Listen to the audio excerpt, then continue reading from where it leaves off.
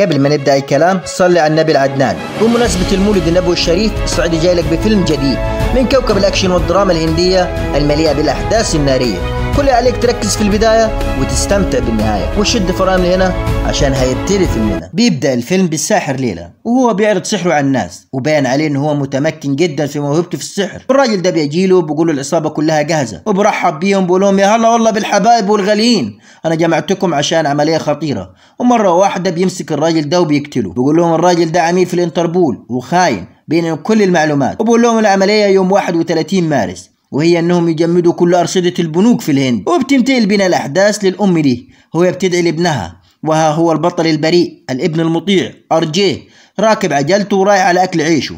وبكون شغال امني في الكباريه ده وبقول الراجل ده ممنوع يا فندم تشرب برا، لكن بيمسكه من اللي يكتب وبيرميه على الارض والناس بتضحك عليه عشان بيكون ضعيف جدا. وامه بتقول له كل يوم تيجي كده متعور، لكن بيقول لها انه هو لقي شغل جديد. وبتقول له ما تخافش يا ضنايا هقعد ادعي لك لغايه ما ربنا يكرمك. وفعلا الصديق الاولى امه بتدعي له مكان ساب الكباريه. وتاني يوم ما بيلاقيهاش في البيت وبتكون سايبه له رساله ان هي راحت الهند في معبد هناك عشان تدعي له اكتر. وبتظهر عنايه وبتكون فنانه كبيره وبتقول الراجل ده مش محتاج اي مقدمات على المجله بتاعتي. وبتشوف ارجي وبتقول لهم مين ده؟ بيقولوا له انه هو السواق الجديد. وبتقعد تندى عليه وتقول له يا بابلو ولا بابلو. وبعدين بتمسكه وبقول لها حضرتك غلطانه انا ارجيه. وبيمشي لكن بتزعله وبتقول له سنه ونص وانا بدور عليك. وبطلع لها البطاقه وبقول لها بص كده اسم ارجيه. وبتقول له اقلع بنطلونك عشان بابلو في وحمه في اخر ظهره، لكن ما بتلقاش حاجه. وبيمشي وهو غضبان ان هي عملت فيه كده. وبيوصل لبيته وبيقعد يكسر في الحيط وبيطلع تليفون وبيتكلم فيه وبيسأل على واحد ضابط اسمه أسد خان، لكن اللي برد عليه ضابط تاني بيكون خاين وبيقول له حضرتك مين؟ وبيكشف له عن نفسه وبيقول له إن هو العميل بتاعهم بابلو وإن هو اتكشف. وبيسأل على عصابة ليلى وبيكذب عليه وبيقول له إن هم في السجن. وبيبلغ كل أفراد عصابة ليلى إن بابلو لسه حي وإنه مكانه اتعرف. وقبل كل حاجة تعال نرجع لورا سنتين يا صديقي ونفهم إيه اللي حصل بالظبط. الضابط أسد خان بيبلغ رجالته إن هم عايزين يوقعوا عصابة ليلى واللي هيوقعهم كلهم هو بابلو. وبقول لهم أنا عايز بابلو.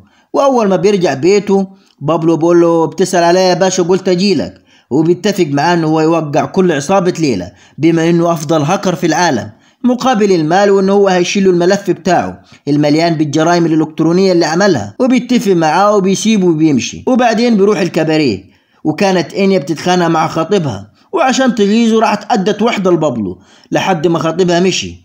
وبعدين ادت بابلو فلوس لكن هو كمان ادها طلقه هنديه. ومن هنا بدات تحب وبتاخده تعرفه على اخوها ليلى. وبتكون احسن فرصه ليه ان هو يعرف كل حاجه عن العصابه وعن ليلى. وبيروح يسلم عليه لكن بيتفاجئ لما ليلى بيقول له انا عارف ان الضابط هو اللي بعتك عشان توقعني انا وعصابتي. وبترجع بين الاحداث من تاني.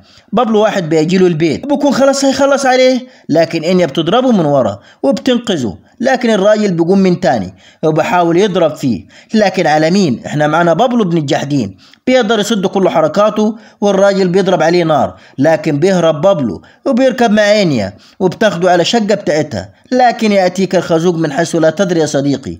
الرجالة بتعرف مكانه وبتضرب نار على الباب ده وبروح الجراج، لكن بيحوطوه من كل مكان وبيتلموا عليه وبيمسكوا انيا ويضربوها. تفتكر بابلو هيسكت؟ لا والله الجن اللي جواه بيحضر وبيضرب الاول بمكس متين والتاني عايز يضربه بشوبه لكن بيتفاداها. وبيركب على العربيه دي وبيطبقهم في بعض وبيخلص عليهم بالكامل. وليلى بيعاقب الراجل ده اللي فشل ان هو يقتل بابلو وبينيمه تنويم مغناطيسي وبيقول له اول منزل ابقى نط من هنا. وفعلا الراجل بينط وبيموت. وبابلو بيروح لدكتوره عشان بيكون اتصاب في التوته من ورا وبتخرج له الرصاصه. وبيركب القطر ده هو وانيا، لكن في عربيه بتخش في القطر وتدخل جوه القطر. وانا حمو الصعيدي عامل نفسي مصدق عشان افوروها المره دي وبهوجوها خالص. المهم كالعاده بابلو محدش بيقدر عليه وبينزل فيهم كلهم تخبيط.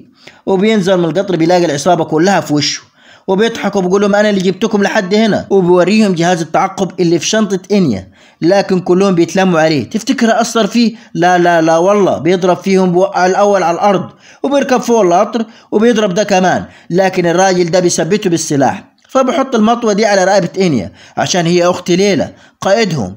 وليلى اول ما بيحضر بيقتل الراجل اللي رفع السلاح على اخته وبيكتف بابلو وبيرمي عليه سكاكين وبيقول هو الواد ده مشترك في قناه الصعيدي، لكن بيقولوا له لا فبيرمي عليه اخر سكينه وبتطلع فتيل قنبله وبعدين هوب بتنفجر بيه كل القنابل، لكن بيكون ما ماتش وبيكلم أمه بيطمنها عليه.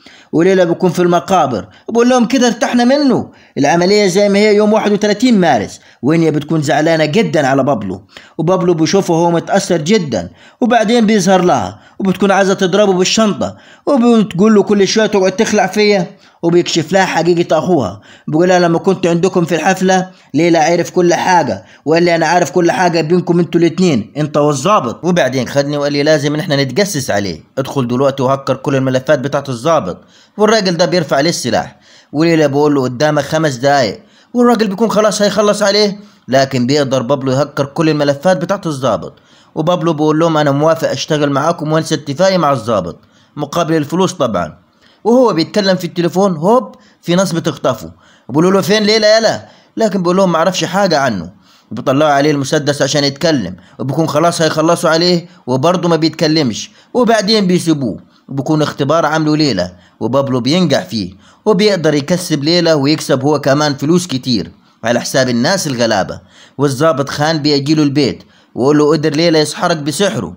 وبابلو بيقول له ممكن يا باشا تشتغل معانا وتكسب فلوس كتير وتكسب الاحترام والتقدير، ولكن الضابط بيقول له ما فيش غير واحد بس هو اللي يقدر يمنحني الاحترام والتقدير، ربنا يا بابلو. وده كله كان بيفتكره بابلو. وهنا بتقول له اكتر 2 حبيتهم يطلعوا نصابين، انت ازاي تعمل كده وتخدع حتى امك؟ لكن بابلو بيقول لها مش امي، انا ما عنديش ام.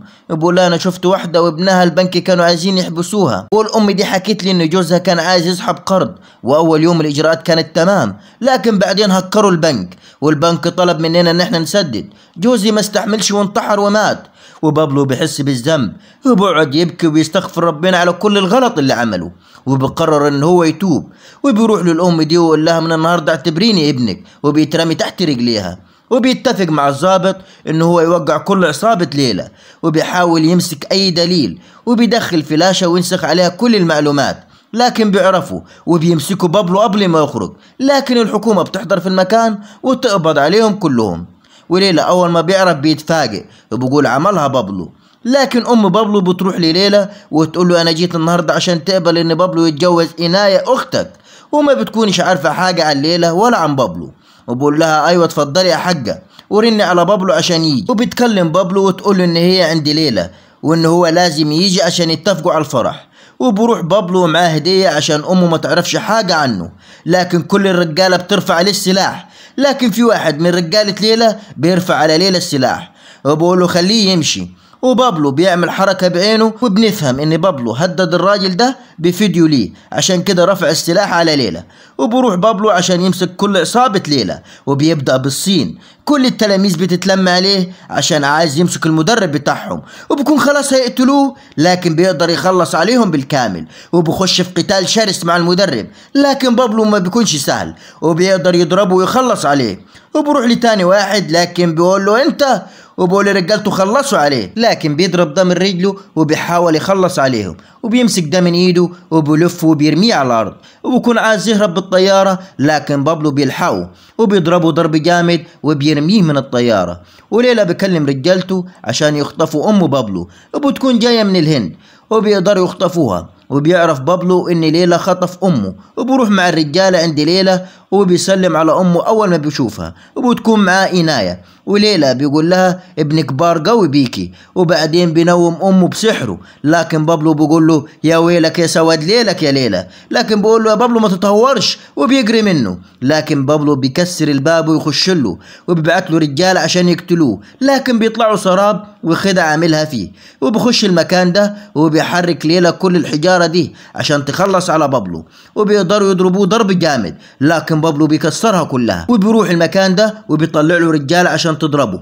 لكن بابلو بيخلص عليهم بالكامل وبيضربهم كلهم، وبيحاول يدور على ليلى في الملايات دي، لكن بتكون خدع عاملها فيه، وبيكسر الباب ويخش له وبيقول له انت بتلعب مع افضل هاكر في العالم، وبيضرب الرجاله دي كمان. وبيروح على الكمبيوتر وبيحاول يوقف اخطر عمليه الليله بتاعه 31 مارس، وبيضرب ليلى ضرب جامد بيخرشم له بقه. وبيتفاجئ ليلى لما بيلاقي العمليه بتاعته على الكمبيوتر وقفت، بيسكت وبيبص على بابلو، وبابلو بيعمله الحركة بتاعته وبيغضب جدا، وبعدين بابلو بيربطه بجنازير ويولع في المكان، وبابلو بيتجوز عناية وامه بتهزر مع عناية وبيخلص فيلمنا. يا ريت لو عجبك الفيلم ما تنساش تشترك في القناة وتدوس لايك وتفعل الجرس عشان يوصلك كل فيديوهاتنا. معلش وجعنا راسكم، وكل سنة وانتم طيبين. مع السلامة رجالة، وانتظرونا في اللي جاي.